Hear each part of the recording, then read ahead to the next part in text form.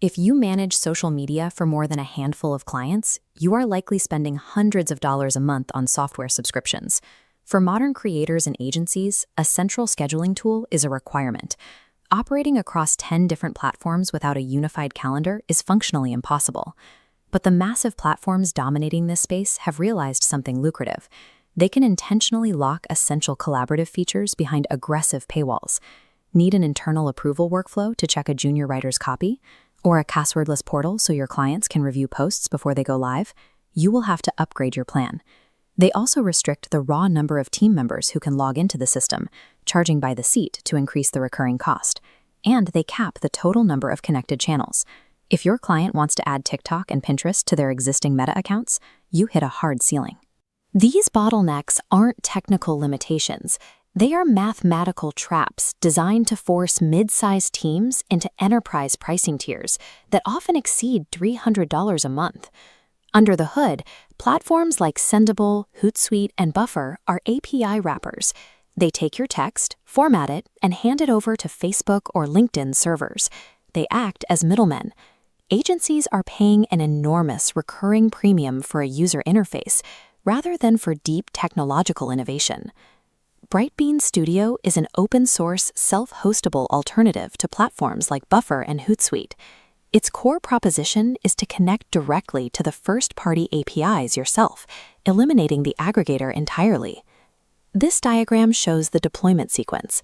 To get it running, you only need to execute a single command. This pulls the entire platform architecture through Docker and initializes the database automatically. By self-hosting the software on your own virtual private server, you own the infrastructure. Your data stays on your machine. Because you control the server, you can invite unlimited team members and clients. There are 0 per-seat licensing fees. You can also connect as many social channels as your hardware can handle, bypassing the rigid caps enforced by commercial vendors. This deployment method shifts the cost from a software license to the cost of server hosting, directly undermining the traditional SaaS revenue model. A free tool is useless if it forces professionals to compromise on their daily workflow. A capable scheduler requires comprehensive content planning and organization. Brightbean handles this with a visual calendar built on drag-and-drop mechanics, allowing users to map out recurring weekly posting slots and manage automated queues. For rough concepts, it includes a Kanban-style Ondio board where teams can track and refine unpolished posts before they hit the schedule. The text composer supports granular control, letting you write a single baseline post and then apply specific caption and media overrides for each individual network. This diagram illustrates the system's breadth. The central dashboard branches to over 10 platforms, including Meta, LinkedIn, and TikTok. Notice the data flow. These are direct, first-party API connections. There is no third-party aggregator intercepting the data. That direct line extends to inbound engagement as well, pulling comments, mentions, and messages from across the web into a single, unified inbox for your team to process. Brightbean matches the feature set of enterprise heavyweights, but delivers it without the paywalled restrictions. Delivering this level of performance required a specific set of engineering choices. The developers explicitly rejected the current industry standard. They built this platform without using massive JavaScript frameworks.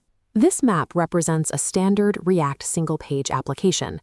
The architecture is dense, reliant on looping state cycles and heavy client-side processing. That density creates high deployment friction. Brightbean bypasses this structure entirely. In the traditional model, the user's browser is forced to download massive JSON payloads and execute complex state management logic locally.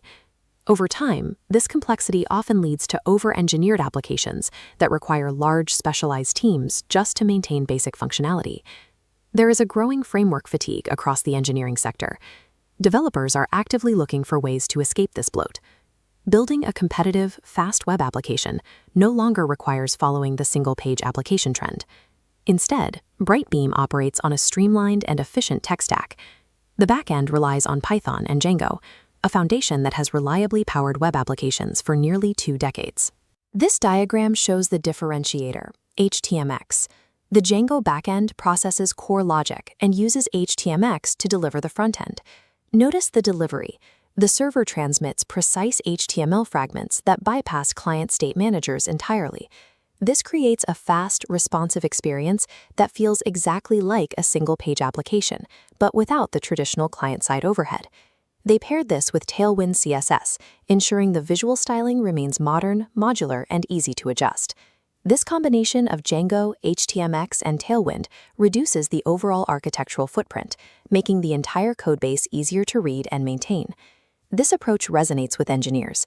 The repository has rapidly accumulated stars on GitHub, reaching nearly 1,000. That adoption rate validates a widespread interest in server-side rendering among developers who want power without the penalty of bloat.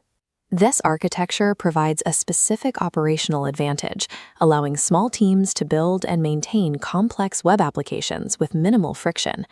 But extracting yourself from the SaaS ecosystem comes with distinct trade-offs. By cutting out the aggregator, you are choosing to become your own IT department. This funnel demonstrates the friction. You have to manually process OAuth scopes, meta app IDs, and developer keys, routing them into a single local configuration file. You have to independently navigate the developer portals for Meta, Google, and LinkedIn to generate and verify your own API credentials. You are responsible for accurately setting up redirect URIs and webhooks. There is no customer support team to assist if a callback URL fails. Achieving absolute data ownership means you must accept the role of system administrator and security officer. The second major trade-off is the volatility of the integrations themselves. When a social network unexpectedly updates its API endpoints or changes its authentication protocols, direct connections break instantly. We can see this in the active bug reports. Users frequently have to troubleshoot connection failures with newer networks like Bluesky. Restrictive API changes also mean there is currently a lack of official support for networks like Reddit and Twitter. This is the fragility that paid, managed aggregators insulate you from. You pay them to fix the endpoints when they break. This leaves us with a critical question about how modern tools should be built. Is returning to server-side rendering with HTMX and Django ultimately the most effective path for developers building their own SaaS clones? If this saved you money, hit subscribe. We review tools like this every week, so you're always ahead. Now, if you liked finding open-source SaaS alternatives, you're going to love our breakdown of a free Notion clone.